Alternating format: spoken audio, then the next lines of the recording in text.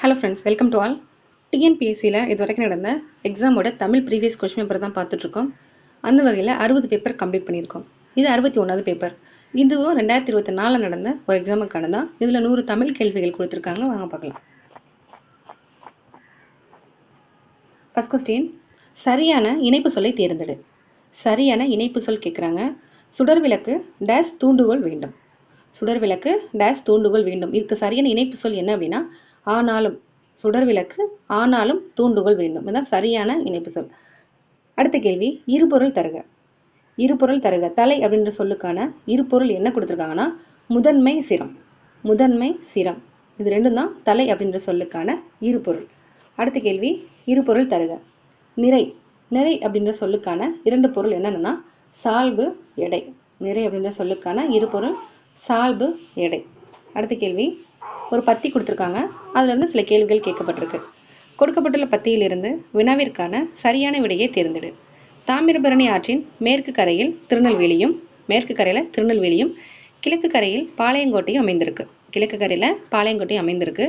இவ்விரு நகரங்களும் இரட்டை நகரங்கள் என அழைக்கப்படுகின்றன. இப்போ பாளையங்கோட்டையில் அதிக அளவில் கல்வி நிலையங்கள் இருக்கிறதுனால அந்த நகரை தென்னிந்தியாவின் ஆக்ஸ்போர்ட் அப்படின்னு அழைக்கப்படுறத சொல்கிறாங்க. இதுலேருந்து கேட்டிருக்கிற கேள்வி என்னன்னா தென்னிந்தியாவின் ஆக்ஸ்போர்ட் அப்படின்னு அழைக்கப்படுற நகரம் இது. பதில் என்னன்னா பாளையங்கோட்டை. தென்னிந்தியாவின் ஆக்ஸ்போர்ட் பாளையங்கோட்டை. ஏன்னா அதிக அளவில் கல்வி நிலையங்கள் இருக்குது. அடுத்துதான் தாமிரபரணி ஆற்றின் மேற்கு கரையில் அமைந்திருக்கிற நகரம் இது. தாமிரபரணி ஆற்றுடைய மேற்கு கரையில் என்ன இருக்குது அப்படின்னா திருநெல்வேலி. மேற்கு கரையில் திருநெல்வேலி அமைஞ்சிருக்கு. அடுத்த கேள்வி, பாளையங்கோட்டை தாமிரபரணி ஆற்றின் எந்த கரையில் இருக்குது அப்படின்னா கிழக்கு. மேற்கில் திருநெல்வேலி, கிழக்கில் பாளையங்கோட்டை. அடுத்துதான் பாளையங்கோட்டையில் அதிக அளவு இருக்கிறது என்னன்னா கல்வி நிலையங்கள். பாளையங்கோட்டையில் அதிக அளவு இருக்கக்கூடியது கல்வி நிலையங்கள். அதனால தான் அது தென்னிந்தியாவின் ஆக்ஸ்போர்டுன்னு அழைக்கப்படுது. அடுத்து இரட்டை நகரங்கள் என அழைக்கப்படுறது எது? இரட்டை நகரங்கள் அப்படின்னு அழைக்கப்படுறது திருநெல்வேலியும் பாளையங்கோட்டையும். திருநெல்வேலியும் பாளையங்கோட்டையும் தான் இரட்டை நகரங்கள்னு அழைக்கப்படுது. அடுத்து சொல்லும் பொருளும். அழுவம் வங்கம் அப்படின்னா அது ஒரு பெயர் திரிசொல். அழுவம் வங்கம்னா பெயர் திரிசொல். இயம்பினான் பயின்றால் அப்படின்றது வினை திரிசொல். இயம்பினான் பயின்றால்னா வினை திரிசொல். திரிசொல் அப்படின்னா என்னன்னா கற்றவர்களுக்கு மட்டுமே புரியக்கூடியது அப்படின்றது தான் திரிசொல்னு சொல்லுவோம். அப்போ இயம்பினான் பயின்றால்ன்றது வினை திரிசொல். அன்னமான அப்படின்றது இடை திரிசொல்.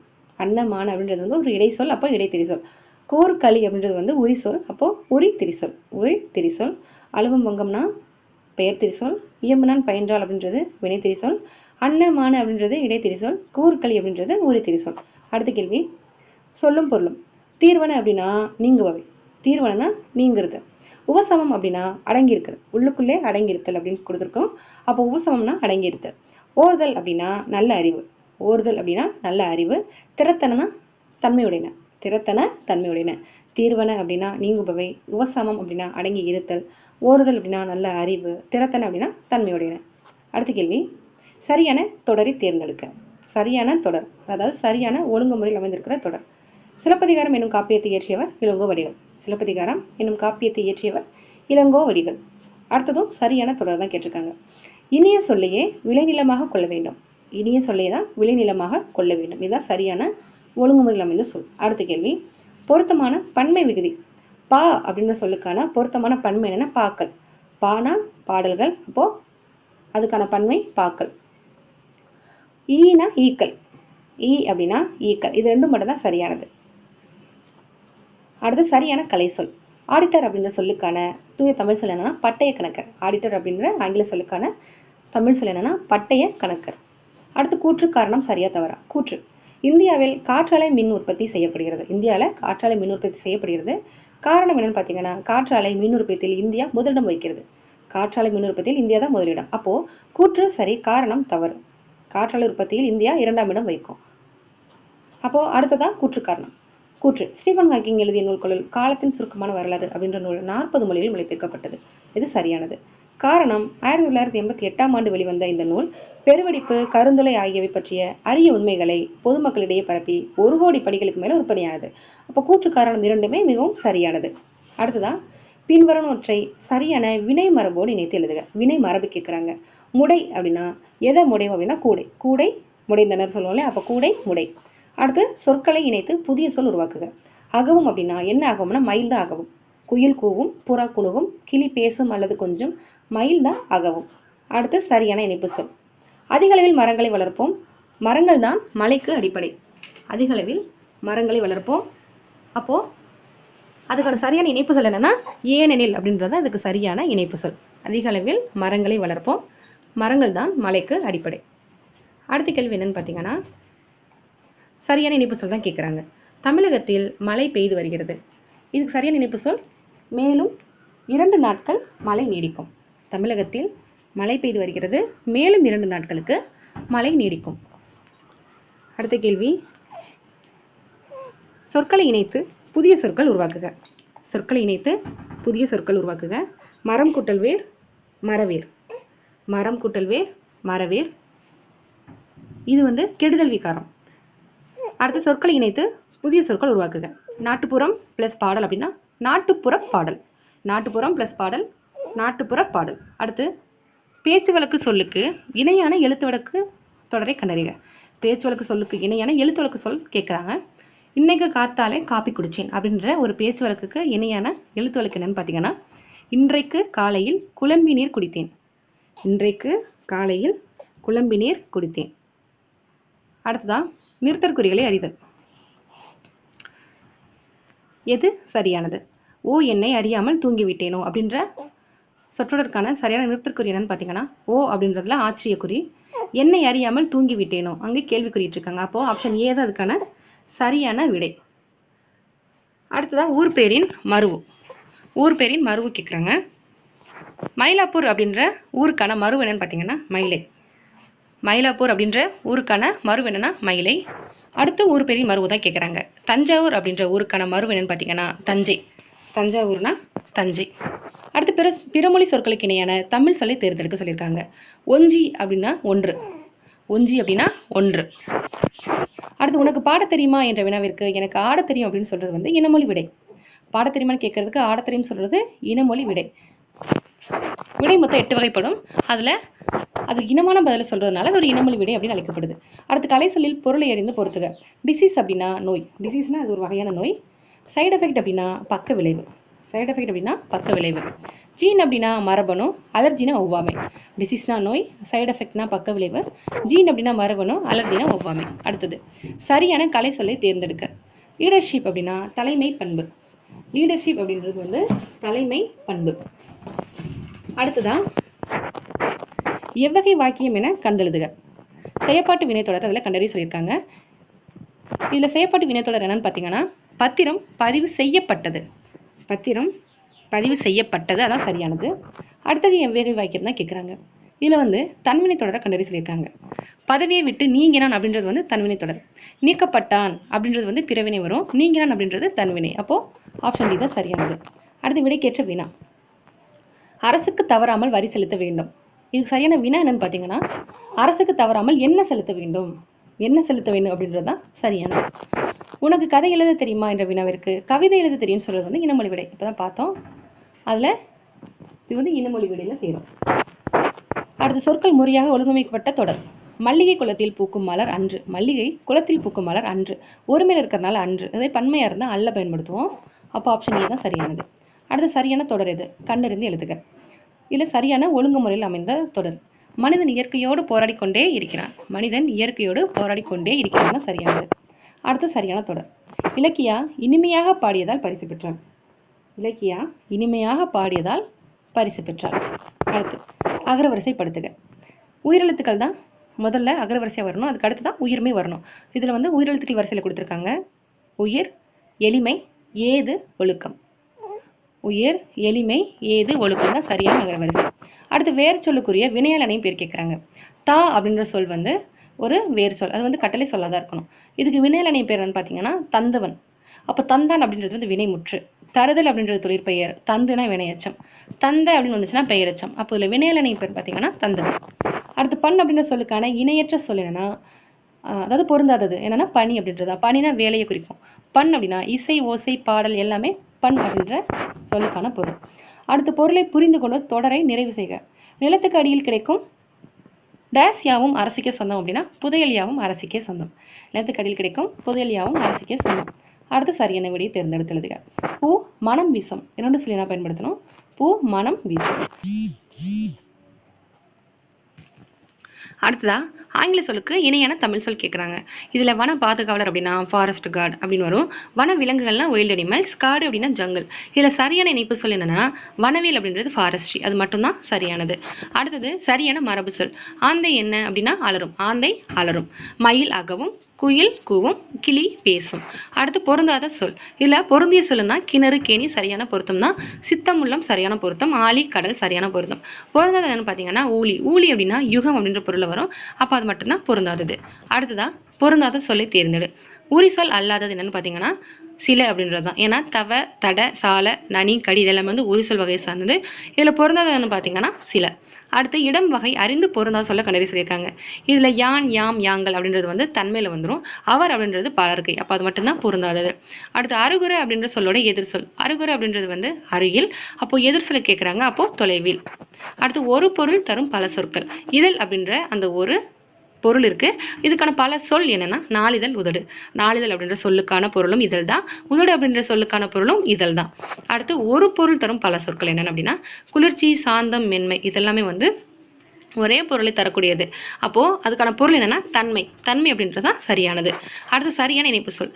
எங்கும் சூழ்ந்துள்ள அறியாமை இருள் நீங்கட்டும், அதனால் தமிழ் மொழி மேன்மையற்று உலகம் முழுவதும் சிறப்படைக. அப்போ இது சரியான இணைப்பு சொல் என்னன்னா அதனால். அடுத்து குறில் நெடில் மாற்றம் பொருள் வேறுபாடு. பொலி அப்படின்னா அழகு, போலி அப்படின்னா சாயல். அப்போ பொலி, போலி அப்படின்னா அழகு, சாயல் அப்படின்றதான் சரியானது. அடுத்து குறில் நெடில் மாற்றம். பெரு, பேரு. பெரு அப்படின்னா பெரிய, பேரு அப்படின்னா பெயர். அப்போ பெரிய, பெயர் அப்படின்றது தான் சரியானது. அடுத்த சொற்களோட கூட்டப்பேர் கேட்குறாங்க. இதுல பழம், பழங்கள், பழக்குவேல் அப்படின்றது வந்து தவறானது, ஏன்னா தனிப்பட்டது. அப்போ கூட்டப்பேர் கேட்கறனால பழக்குலை அப்படின்றது அதுல வந்து கூட்டப்பெயர். அடுத்து சொல்லின் கூட்டுப்பெயர் என்ன கேட்குறாங்க. அப்போ ஆட்டுக்கூட்டம், ஆட்டுப்பட்டி, ஆட்டு கொட்டகை எல்லாமே தவறு. இதுல சரியான கூட்டப்பெயர் என்னன்னா ஆட்டு மந்தை தான் சரியானது. அடுத்து ஒருமைப்பன்மை பிழை இல்லாதது. அன்னமையாவையும் புது ஆளையும் அவர்கள் வரவேற்றார்கள். பன்மை அப்படின்றதுனால வரவேற்றார்கள் அப்படின்றது தான் சரியானது. அடுத்து ஒருமைப்பன்மை பிழையற்ற தொடர். தொல்காப்பியர் உலகம் என்பது ஐம்பெரும் பூதங்களால் ஆனது என்கிறார். ஒருமை அப்படின்றதுனால என்கிறார் அப்படின்றது சரியானது. அடுத்து ஒருமைப்பன்மை பிழையற்ற தொடர். கலிங்க வீரர்கள் ஒருவர் முந்திக் கொண்டு ஓடினர். பன்மை அப்படின்றதுனால ஓடினர். அடுத்து சொல் பொருள் பொறுத்துக. வித்து அப்படின்னா என்னன்னா விதை அப்படின்ற பொருள். வித்துனா விதைன்ற பொருள். கலை அப்படின்னா அது வந்து ஒரு வேண்டாத செடி. கலைனா வேண்டாத செடி. ஈனை அப்படின்னா பெற. ஈனை அப்படின்னா பெற. நிலன் அப்படின்னா நிலம். அடுத்து ஒரு ஓர் சரியாக அமைந்த தொடர். ஒரு காட்டின் வளத்தை குறிக்கும் குறியீடு புலியாகும். அப்போ கா அப்படின்றது வந்து உயிர்மை, அதுக்கு முன்னாடி ஒரு பயன்படுத்தணும். அப்போ ஒரு காட்டின் வளத்தை குறிக்கும் குறியீடு புலியாகும். அடுத்து பிழை திருத்துதல். கீழ்காணும் தொடரில் ஒரு ஓர் சரியாக அமைந்த தொடர் இது. அப்போ உயிரெழுத்து வர்றதுனால ஈக்கு முன்னாடி ஓர் பயன்படுத்தணும். பா உயிர்மையினால ஒரு பயன்படுத்தணும். அப்போ ஓர் இரவும் ஒரு பகலும் சேர்ந்தது ஒரு நாள். நா அப்படின்றது உயிர்மையினால ஒரு அப்படின்றத பயன்படுத்துறோம். அடுத்து பொருத்தமான பொருள். யாண்டு அப்படின்றது வந்து எங்கு அப்படின்ற பொருள் வரும். யாண்டு அப்படின்ற சொல்லுக்கான பொருள் எங்கு. பொருத்தமான பொருள். உரு அப்படின்ற சொல்லோட பொருள் அழகு. உரு அப்படின்ற ஒரு சொல்லோட பொருள் என்னன்னு பார்த்தீங்கன்னா அழகு. அடுத்து பொருத்தமான பொருளை தெரிவு செய்ய சொல்லியிருக்காங்க. கிளை என்ற பொருளை கொண்ட சொல். கிளை அப்படின்ற பொருள் இருக்கு, அதுக்கான சொல் என்னன்னு பார்த்தீங்கன்னா கொம்பு. அப்போ கொம்பு அப்படின்ற சொல்லுக்கான பொருள் தான் கிளை. அடுத்து தவறான இணையை தேர்ந்தெடு. இதுல தவறு என்னன்னு கேட்குறாங்க. அப்போ நவீன இலக்கியம்னா மாடர்ன் லிட்ரேச்சர்னு வரணும். அப்போ அது மட்டும் தான் தவறானது. செவ்விலக்கியம் கிளாசிக்கல் லிட்ரேச்சர் சரியானது. காப்பி இலக்கியம் எப்பிக் லிட்ரேச்சர் சரியானது. பக்தி இலக்கியம் டெவோஷனல் லிட்ரேச்சர் சரியானது. அப்போ மற்ற மூணும் சரியானது. டி மட்டும் தவறு. அடுத்து குறில் நெடில் மாற்றம். வெள்ளம், வெள்ளம். முதல்ல இருக்கக்கூடிய வெள்ளம்னா இனிப்பு, இனிப்பு வகை சார்ந்தது. அடுத்ததாக இருக்கக்கூடிய வெள்ளம் வந்து ஓடுற நீர், வெள்ளம் வருது சொல்லுவோம்ல அந்த நீர். அடுத்து ஒரு பொருள் தரும் இரு சொற்கள். மாலை அப்படின்ற ஒரு பொருள் இருக்கு, அதுக்கான இரு சொற்கள் என்னன்னு கேட்குறாங்க. அப்போ பூமாலை, மாலை பொழுது. பூமாலை, மாலை பொழுது தான் மாலை. அடுத்து அடைப்புக்குள் உள்ள சொல்லை தகுந்த இடத்துல சேர்க்க சொல்லியிருக்காங்க. வாடை காற்று. அப்போ வடக்கிலிருந்து வீசக்கூடிய காற்று தான் வாடை காற்று. வடக்கிலிருந்து வீசக்கூடிய காற்று வாடை காற்று. அடுத்து சரியான வினா சொல். உன் வீடு எங்கே அமைந்துள்ளது. வினா இருக்கிறதுனால எங்கே. உன் வீடு எங்கே அமைந்துள்ளது. அடுத்து நாயன்மார்கள் டேஸ் பேர் அப்படின்னா எத்தனை பேர் தான் இதுல சரியான இணைப்பு சொல். நாயன்மார்கள் எத்தனை பேர். அடுத்து பொருத்தமான காலம். முருகன் வந்தான் அப்படின்றது வந்து வந்தான் அப்படின்றது இறந்த காலம். அப்போ அது வந்து இறந்த காலம் தான். முருகன் வந்தான்றது இறந்த காலம். அடுத்து எழுத்து வழக்கு தொடர். வாருங்கள் சுவாமி வாருங்கள். வாருங்கள் சுவாமி வாருங்கள் தான் சரியான எழுத்து வழக்கு. இங்க பேச்சு வழக்கு கேட்குறாங்க. அப்போ எழுப்புகிறேன், எழுப்புகின்றேன், எழும்புகின்றான் எல்லாமே வந்து அது வந்து எழுத்து வழக்கு. இதில் பேச்சு வழக்குன்னு கேட்குறாங்கன்னா எழுப்பறையின் அப்படின்றது தான் சரியான பேச்சு வழக்கு. அப்போ இதா எழுப்பறையின் அப்படின்றது தான் சரியானது. அடுத்து சரியான நிறுத்தக்குறிகள் இடப்பட்ட தொடர். யாழினி நிலாவிடம் நாளை சென்னைக்கும் போகலாம் அப்படின்னு சொல்லிட்டு சொல்றாரு. அப்போ யாழினி நிலாவிடம் இரட்டை மேற்கோள் கொடுத்துருக்காங்க. நாளை சென்னைக்கு போகலாம் என்று கூறினாள் அப்படின்றது தான் சரியானது. அடுத்து சரியான நிறுத்தற்குறி தான் கேட்டிருக்காங்க. சேரர்களின் பட்டப்பெயர்களில் கொல்லி, வெப்பன், மலையமான் போன்றவை குறிப்பிடத்தக்கன. இதுல சேரர்களின் பட்டப்பெயர்களில் கொல்லி, வெப்பன் எல்லாமே வந்து கார்புள்ளி கொடுத்துருக்காங்க. மலையமான் போன்றவை குறிப்பிடத்தக்கன. அப்போ அனைத்துக்குமே வந்து கார்புள்ளி இடணும். அடுத்து பிறமொழி சொற்களுக்கு இணையான தமிழ் சொல். எரடு அப்படின்னா இரண்டு. பிறமொழியில இரண்டு அப்படின்ற சொல் வந்து இரடு அப்படின்னு அழைக்கப்படுது. இதுல வந்து இணையான தமிழ் சொல் என்னன்னா இரண்டு. அடுத்து பிறமொழி சொற்களுக்கு இணையான தமிழ் சொல். வாலண்டியர் அப்படின்னா தான் தன்னார்வலர். இதுதான் சரியானது. வாலண்டியர் அப்படின்னா தன்னார்வலர்.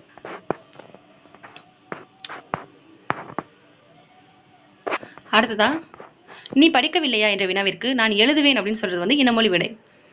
சரியா? விடை மொத்தம் 8 வகைப்படும். அதுல படிக்கவில்லையான்னு சொல்றதுக்கு எழுதுறேன் அப்படின்னு சொல்றது வந்து இனமொழி விடை. நீ படித்தாயா என்ற வினவிய போது நீயே படின்னு சொல்றது ஏவல் விடை. உவமைகளால் விளக்கப்பெறும் பொருத்தமான பொருள். குன்றேறி யானை போர் கண்டற்றால் எனும் திருக்குறள் கூறும் உவமை பொருள் என்னன்னா தன் கையில் பொருள் கொண்டு ஒரு செயலை செய்யறது. குன்றேறி யானை போர் கண்டற்றால் அப்படின்ற ஒரு திருக்குறளோட பொருள் என்னன்னு பார்த்தீங்கன்னா தன் கையில ஒரு பொருளை கொண்டுதான் ஒரு செயலை செய்யணும் அப்படின்றது. அடுத்து உவமையால் விளக்கப்பெறும் பொருத்தமான பொருளை தேர்ந்தெடுத்தல். நடுவூரில் நச்சு மரம் பழுத்தற்று இந்த திருக்குறள்ல கூறக்கூடிய உவமை என்னன்னா ஊர் நடுவில் நச்சு மரம் பழுத்து காணப்படுவது. ஒரு ஊருக்கு நடுவில் நச்சு மரம் ஒன்று பழுத்து காணப்படுவதுதான் இந்த குறளுக்கான பொருள். அடுத்து அகழ்வாரை தாங்கும் நிலம் போல அப்படின்னா பொறுத்து கொள்ளுதல்.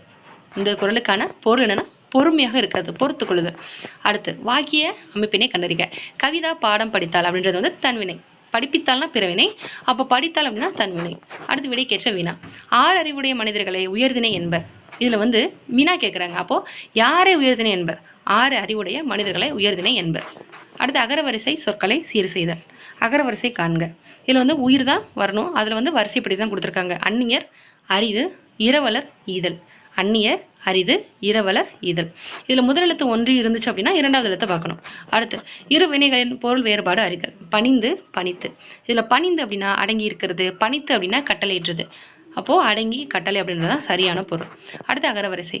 தேனி, தையல், பூனை, மான். முதல்ல தாவரிசை, அப்புறம் பாவரிசை, அப்புறம் மாவரிசை. தேனி, தையல், பூனை, மான் அப்படின்றத சரியான அகரவரிசை கொடுத்துருக்காங்க. அடுத்து கீழ்காணும் பெயர் சொற்களை அகரவரிசையில் எழுதுக. அப்போ முதலாவதா உயிர் எழுதணும், ஆசிரியர். அடுத்து பாவரிசை, மாவரிசை. ஆசிரியர், பழம், மனிதன், மாணவன். அடுத்து நட அப்படின்ற ஒரு வேர் சொல் இருக்கு, அது கட்டளை சொல். அப்போ அதுக்கான வினை முற்று என்னன்னா நடந்தான். நடந்தான் அப்படின்றது தான் அதுக்கான சரியான வினைமுற்று. அடுத்து வேர் சொல்லின் வினையாளனை பேர் கேட்குறாங்க. பொறு அப்படின்றது வந்து ஒரு வேர் சொல் தானே. அப்போ அதுக்கு சரியான வினையாளனை பேர் என்ன? பொறுத்தார். பொறுத்து வினையச்சம். பொறுத்த அப்படின்னா பெயரச்சம். பொறுத்தல் அப்படின்றது வந்து தொழிற்பெயர். பொறுத்தார் அப்படின்றது வந்து வினையாளனை பேர் சரியானது. அடுத்து வேர் சொல்லின் தொழிற்பெயர். கொடு அப்படின்றது வந்து ஒரு வேர் சொல். இதுக்கு தொழிற்பெயர் என்னன்னா கொடுத்தல். கொடுத்தல் அப்படின்றது சரியான தொழிற்பெயர். சாந்தம் என்பதன் எதிர்ச்சொல். சாந்தம்னா அமைதியா இருக்கிறது. எதிர்சொல் கேட்கிறாங்க. அப்போ கோபம். சாந்தம்க்கு எதிர்சொல் கோபம். பீடு அப்படின்ற சொல் எதிர்சொல். பீடு அப்படின்ற சொல்லுக்கான எதிர்சொல் என்னன்னா இழிவு. பீடுனா இழிவு. அதாவது பீடுனா மேன்மை. அப்போ அதுக்கான எதிர்சொல் என்னன்னு பார்த்தீங்கன்னா இழிவு. அடுத்து மூச்சடக்கி என்ற சொல்ல பிரித்தெழுத கிடைப்பது என்னன்னு பார்த்தீங்கன்னா மூச்சுக்குட்டல் அடக்கி. மூச்சடக்கி பிரிச்சோம் அப்படின்னா மூச்சுக்குட்டல் அடக்கி. செம்பயிர் அப்படின்றத பிரிச்சிங்க பார்த்தீங்கன்னா செம்மை கூட்டல் பயிர். செம்பயிர் அப்படின்றத பிரிச்சா செம்மை கூட்டல் பயிர். அடுத்த சொல்ல பிரித்தெழுத சொல்லியிருக்காங்க. பிரித்தெழுதுக அப்படின்ற சொல்லையே பிரிச்செழுத சொல்லியிருக்காங்க. அப்போ பிரித்து கூட்டல் எழுதுக. பிரித்து கூட்டல் எழுதுக. அடுத்ததா ஆங்கில சொல்லுக்கு நேரான தமிழ் சொல்லி எழுத சொல்லியிருக்காங்க.